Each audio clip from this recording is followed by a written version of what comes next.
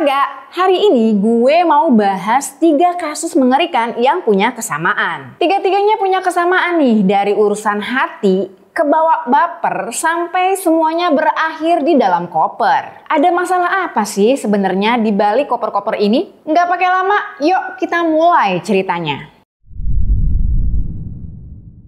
Untuk kasus yang pertama nih, ada seorang cewek namanya Laili Atik Supriyatin. Doi berasal dari Lebak Siu, Tegal, Jawa Tengah. Laili ini berasal dari keluarga yang sederhana. Penampakannya kelihatan kayak cewek baik-baik, ya kan? Kalem-kalem gimana gitu. Si Laili ini juga secara akademis berprestasi dari masa sekolah. Sampai dia diterima di salah satu universitas terkenal di Fakultas MIPA. Matematika dan Ilmu Pengetahuan Alam, coy.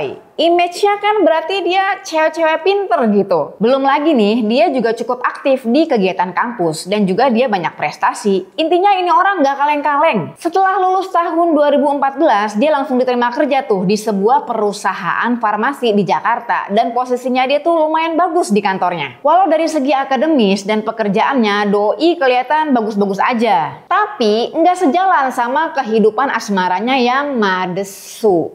Entah karena kelamaan jomblo, cuma iseng, atau emang karena kesepian, si Laili ini malah kepincut sama suami orang, coy. Namanya Jumadil Al-Fajri. Mereka ini awalnya kenalan dari aplikasi kencan Tinder. Dan si Fajri ini berprofesi sebagai driver ojol. Masalahnya si Laili nih bukan nyari yang sesama jomblo, tapi malah naksir sama si Fajri yang udah punya istri dan lagi nunggu kelahiran anak ketiganya. Udah terlanjur cinta dan tahu statusnya si Fajri, Laili ini tetap mau pacaran sama laki orang. Singkat cerita, hubungan yang udah mereka tutup-tutupin nih ketahuan juga sama istrinya si Fajri. Dan istrinya Fajri ini curhat ke Twitter yang mana waktu itu curhatannya jadi viral. Tapi setelah viral itu bukannya tobat nih si Fajri. Hubungan mereka berdua bukannya putus, malah makin parah. Mereka malah makin berani menunjukkan kemesraan mereka berdua. Sedangkan istrinya si Fajri ini makin terang-terangan juga curhat di sosmed. Pokoknya kisah mereka bertiga ini nih saking ramenya bahkan sempat trending di X Twitter. Nah lanjut lagi nih, singkat cerita, gilanya lagi nih mereka pun akhirnya tinggal bareng. Walau nggak pernah menetap ya, alias pindah-pindah mulu gitu. Dan untuk kebutuhan kehidupan mereka nih dibiayai sama si Laili yang punya penghasilan lebih besar. Alhasil si Fajri nih yang udah nyaman dibiayain akhirnya nggak kerja lagi. Sekitaran awal 2020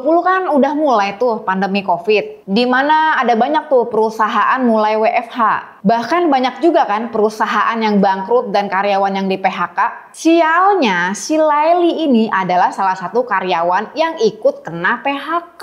Nah kombo dah tuh ya kan, yang laki udah nggak kerja, yang cewek kena PHK. Bingung nggak tuh cari makan dari mana? Nah akhirnya mereka putar otak tuh gimana caranya bisa membiayai kehidupan mereka berdua. Tapi bukannya cari kerja yang bener dan emang juga lagi kepepet butuh duit juga gitu ya. Mereka akhirnya cari cara yang instan, coy. Dari sini nih awalnya terjadi petaka kasus Laili dan Fajri. Dari skenario mereka nih, jadi mereka mau cari cowok yang mau jadi pacarnya si Laili. Yang jelas cowok ini nih harus berduit. Ya supaya bisa diporotin duitnya. Bahkan kalau bisa ya dirampok. Gimana caranya dapetin cowok itu? Ya balik lagi dari aplikasi Tinder. Dan ternyata si Laili ini match sama seorang cowok bernama Renaldi. Profil si Renaldi ini meyakinkan banget nih. Doi bukan cuma lulusan salah satu kampus terbaik di Indonesia. Dia juga pernah dapat beasiswa ke Jepang dan lanjut kerja di situ. Bahkan tuh dia dapat istri orang Jepang juga. Tapi di tahun 2012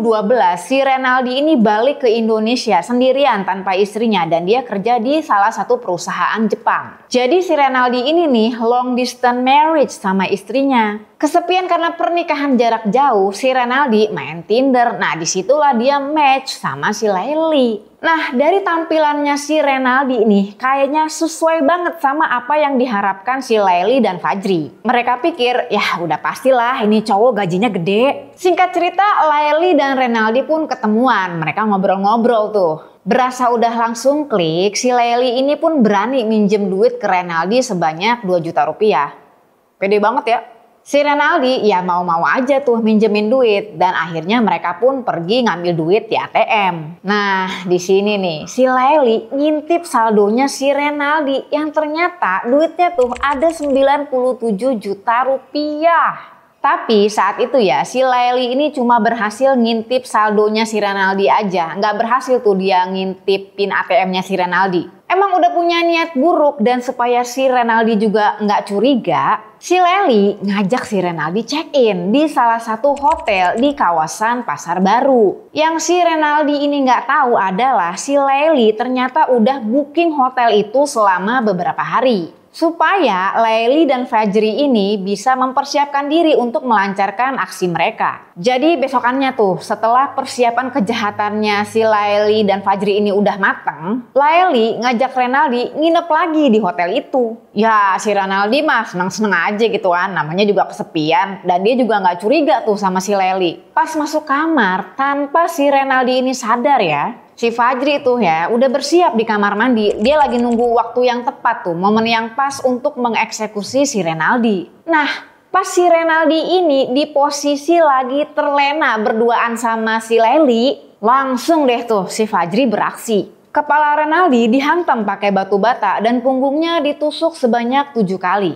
Udah dalam kondisi nggak berdaya nih, mereka berdua maksa si Renaldi untuk kasih pin ATM-nya. Sampai akses ke internet banking dan HP-nya juga. Dan setelah dapet apa yang mereka mau, ternyata setelah itu Renaldi pun kehilangan nyawa. Kaget dan gak nyangka ternyata si Renaldi ini meninggal. Aksi dua orang ini dilanjutkan dengan memisah-misahkan tubuh Renaldi jadi 11 bagian di toilet hotel itu. Dan potongan-potongan tubuh Renaldi dimasukkan ke dalam 2 koper dan 1 tas ransel. Nah lanjut nih, setelah 2 hari di sana mereka pun pindah ke apartemen Kalibata. Ya pasti dengan membawa 2 koper dan 1 tas ransel tadi. Setelah pindah apartemen mereka baru sadar tuh bau gak sedap dari jasad Renaldi udah mulai nyebar. Jadi mereka cepet-cepet tuh taburin bubuk kopi, kasih pengharum, ya pokoknya apa aja yang penting bau jasadnya bisa hilang. Nah karena jasad Renaldi ini emang harus segera dikubur, mereka pun ngide tuh cari kontrakan. Maksudnya mau cari tempat yang aman buat ngubur jasad Renaldi di sekitar kontrakan mereka nantinya. Mereka pun gerak cepet. Nah gak lama ketemu tuh kontrakan yang pas di daerah Depok. Terus mereka langsung bayar dan langsung juga tuh mereka menggali tanah di sekitar kontrakan itu buat ngubur jasad Renaldi. Tapi ada sesuatu nih yang bikin geger di apartemen Kalibata yang mereka sewa. Tanpa mereka sadar tuh ya, di apartemen Kalibata koper isi jasad itu baunya udah nyebar ke area apartemen. Alhasil jadi rame tuh karena baunya emang udah menyengat banget dan mengganggu para penghuni di situ. Curiga baunya berasal dari unit apartemen yang mereka sewa.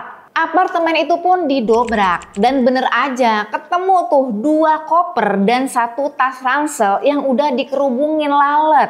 Karena penampakan koper dan tas ransel itu kelihatan horor ya, para penghuni pun lapor polisi. Nah dari situlah mulai penyelidikan kasus ini. Dari hasil penyelidikan dan identifikasi singkat cerita ketahuanlah asal muasal 2 koper dan 1 tas ransel tadi. Dan pada tanggal 16 September 2020 Laili dan Fajri pun diringkus pas mereka lagi ada di rumah kontrakan mereka. Identitas sang korban, Renaldi, juga terungkap dan polisi pun langsung menghubungi pihak keluarga korban. Atas perbuatannya, kedua tersangka dijerat dengan pasal berlapis, yakni pasal 340, 338, dan pasal 365 KUHP dengan ancaman maksimal pidana mati atau penjara seumur hidup. Agak miris sih sebenarnya sama kasus ini. Iya karena pelaku dan korbannya itu sama-sama orang yang berpendidikan dan berprestasi coy. Nilai akademis mereka gue yakin pasti di atas rata-rata. Tapi sayangnya akal sehat dan akhlaknya di bawah rata-rata.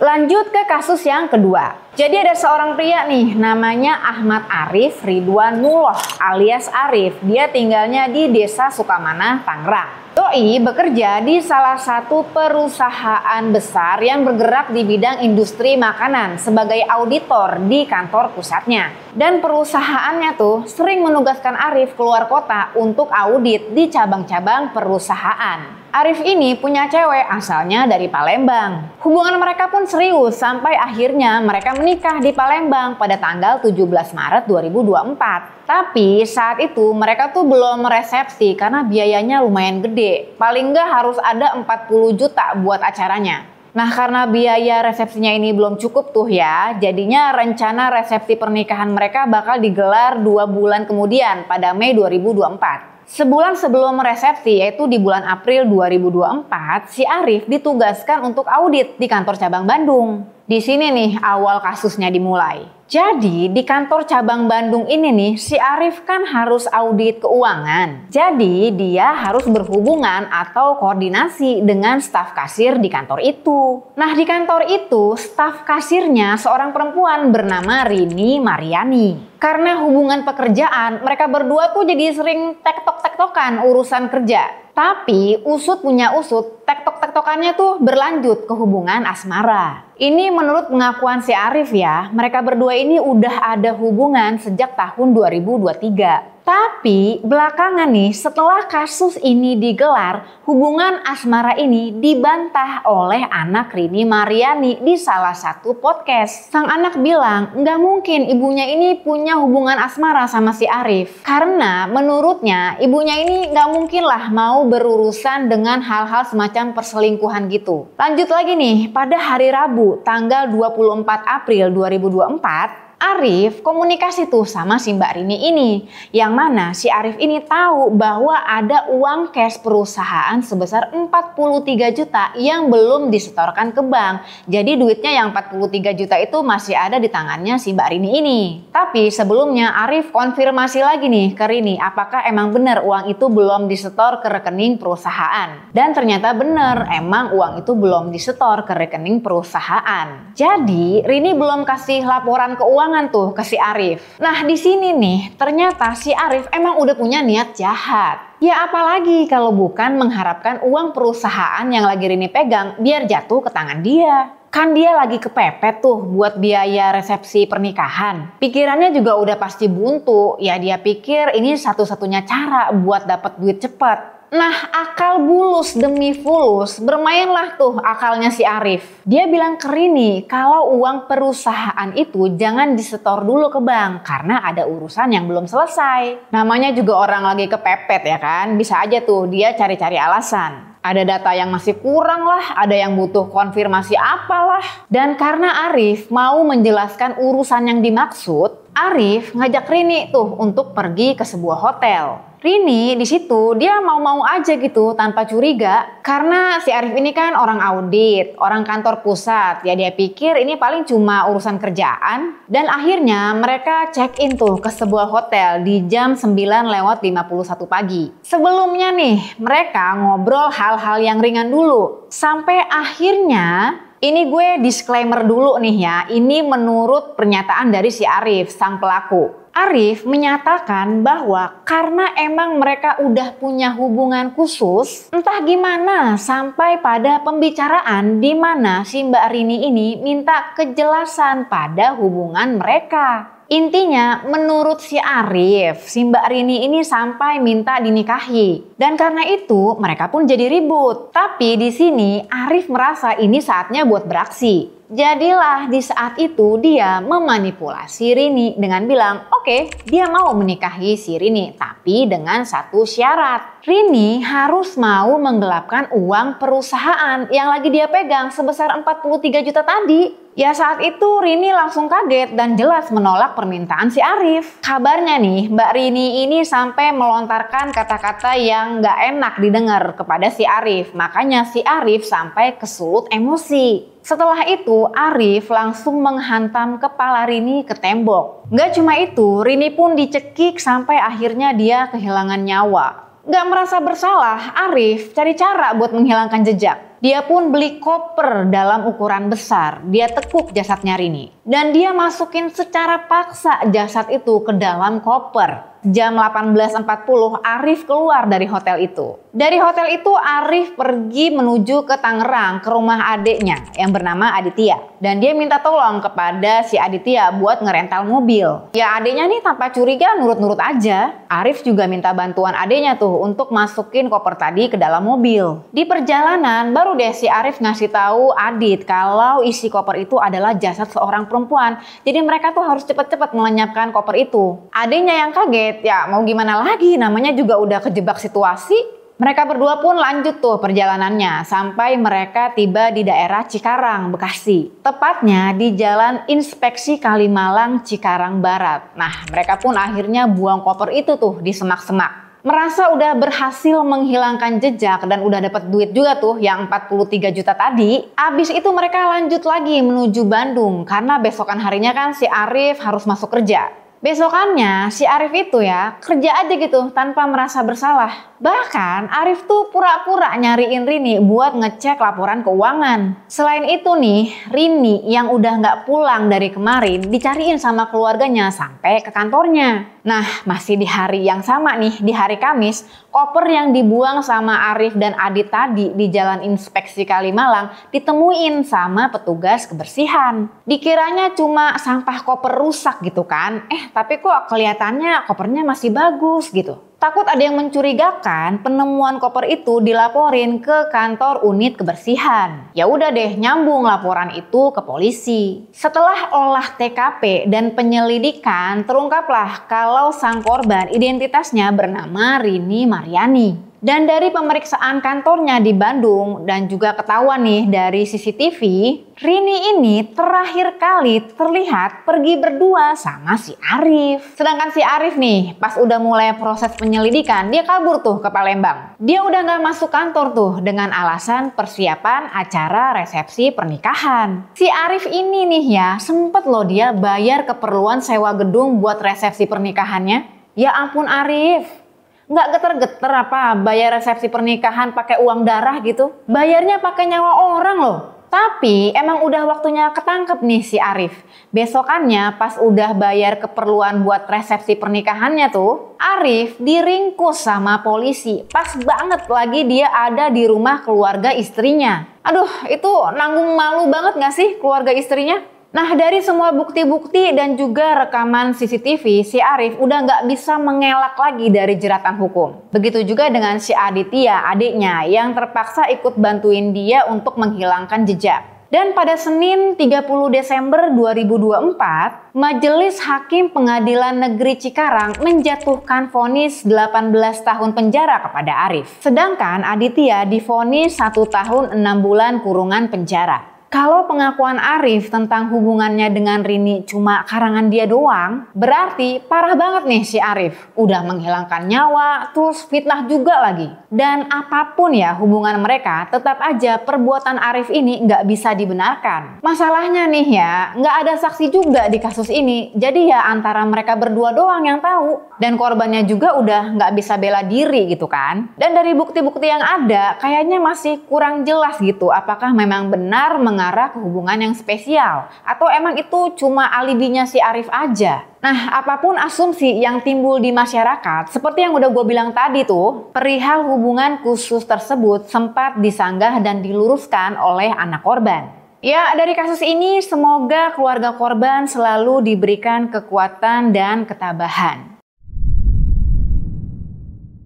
Lanjut ke kasus yang ketiga, kasus terakhir yang masih dalam proses hukum, yaitu kasus penemuan jasad seorang perempuan dalam koper merah. Jadi nih ada seorang perempuan bernama Uswatun Hasanah, umurnya 29 tahun. Uswatun besar di Desa Bence, Kecamatan Garum, Blitar. Tahun 2015 Uswatun menikah dan dari pernikahan pertamanya ini dia dikaruniai seorang anak yang sekarang berumur 10 tahun. tahun. Pernikahan pertamanya ini kandas, terus dia menikah lagi secara siri di tahun 2018. Dari pernikahan keduanya ini dia dikaruniai anak yang sekarang itu berumur 7 tahun. Tapi pernikahan keduanya ini juga kandas yang membuat dia akhirnya menjadi orang tua tunggal buat kedua anaknya. Untuk menghidupi anak-anaknya nih, Uswatun kemudian merantau. Dia tinggal di sebuah kos-kosan di Tulung Agung dan bekerja sebagai seorang sales kosmetik. Tahun 2022 nih, Uswatun menjalin hubungan dengan seorang pria yang bernama Rohmat Trihartanto alias Anto yang berumur 32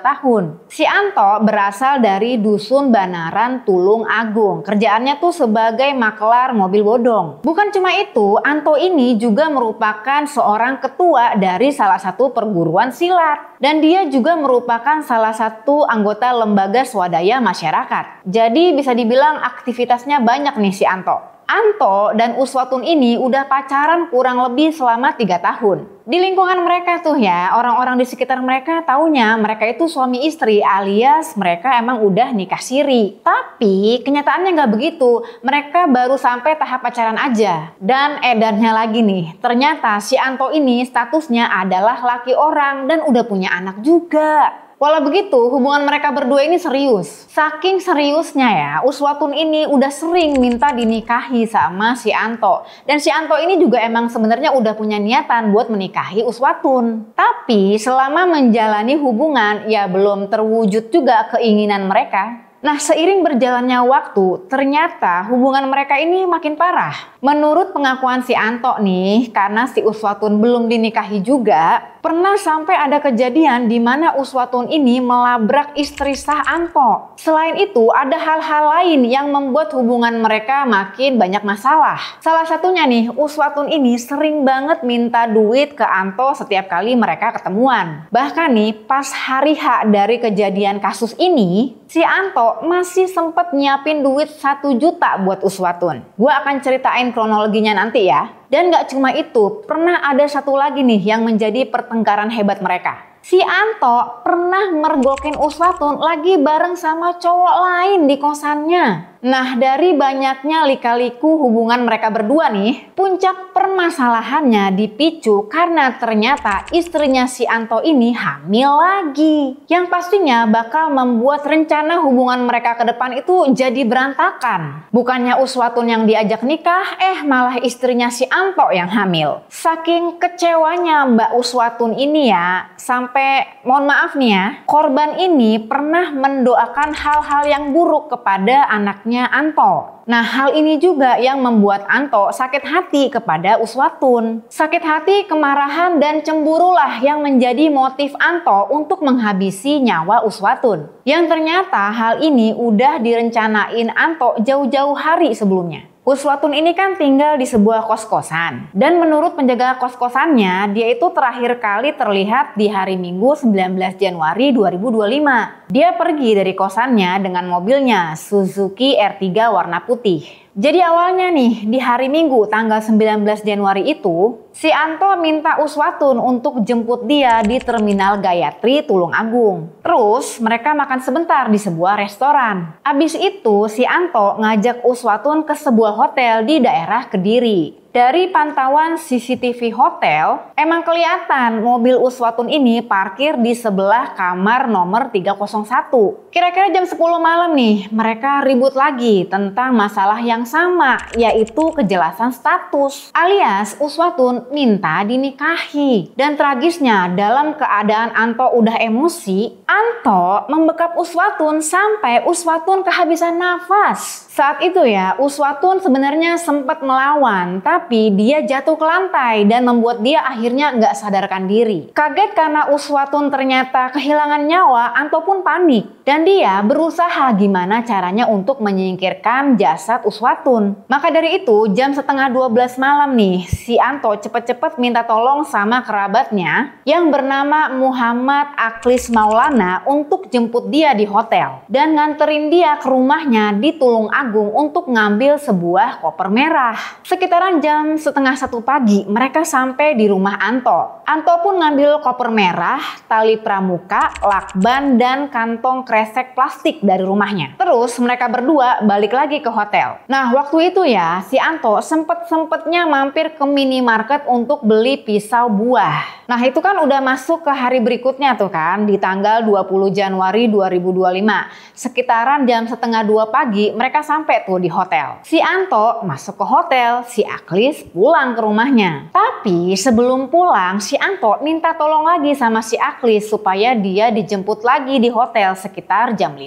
pagi. Nah lanjut, sendirian nih di kamar hotel, si Anto pun menyelesaikan aksinya dengan mencoba memasukkan jasad Uswatun ke dalam koper merah tadi. Ternyata nggak muat. Akhirnya jadilah si Anto ini memisah-misahkan jasad korban menjadi beberapa bagian potongan tubuh. Yang mana pada akhirnya bagian kelapa dan bagian kaki korban dipisahkan dan dimasukkan ke dalam kantong plastik lain gitu ya. Jasad Uswatun pun muat dimasukkan ke dalam koper merah tersebut.